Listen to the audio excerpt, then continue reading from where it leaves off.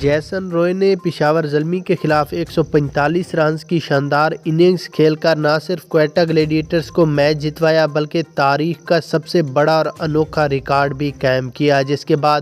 Jason روئے کو 50 کروڑ روپیہ انعام اور ایک گاڑی دی گئی ہے، اور اس نے اسی وقت گاڑی اور جتنے بھی پیسے تھے وہ سب کوئٹہ کی ٹیم کو دے دیے ہے کہ میں یہ اپنے گھر نہیں لے کر جاتا، میں ادھر ہی تقسیم کر دیتا ہوں۔ جس کے بعد جیسن روئے کا انتہائی دلچسپ انٹرویو جاری ہو چکا ہے۔ یہاں پر آپ کو سب سے پہلے جیسن روئے کا انٹرویو اور اس کے بعد انعامات دکھاتے ہیں۔ اس سے پہلے آپ نے اس ویڈیو کو لائک کرنا ہے اور چینل کو سبسکرائب کرنا ہے۔ اس کے بعد اگر یہاں پر بات کریں جیسن روئے کا کہنا تھا کہ پوری زندگی یہ میچ اور یہ اننگز مجھے یاد رہے گی، میں نہیں چاہتا تھا کہ ہماری ٹیم ہارے، اور میں نے بہت کوشش کی، بہت محنت کی، اور میں نے پہلے ہی سوچ لیا تھا کہ بابر اعظم کو ہر حال میں شکست دینی ہے، کیونکہ بابر اعظم میچ سے پہلے بہت بڑی بڑی باتیں کر رہا تھا کہ کوئٹہ کی بہت چھوٹی ٹیم ہے، آلریڈی یہ بہت زیادہ میچ ہار چکی ہے، یہ پی ایس ایل سے باہر ہونے والی ہے، تو یہ باتیں مجھ سے برداشت نہ ہو سکی، اور میں نے آج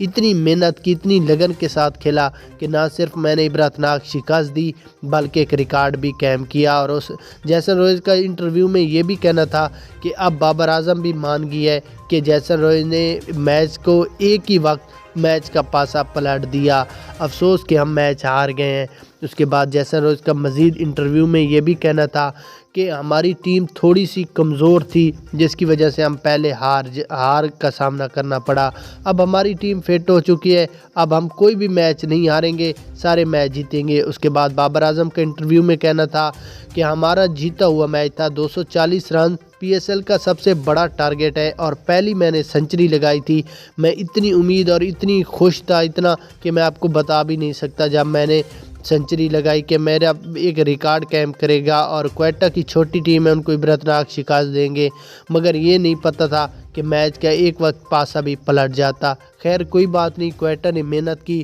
اور ان کو محنت کا پھل ملا۔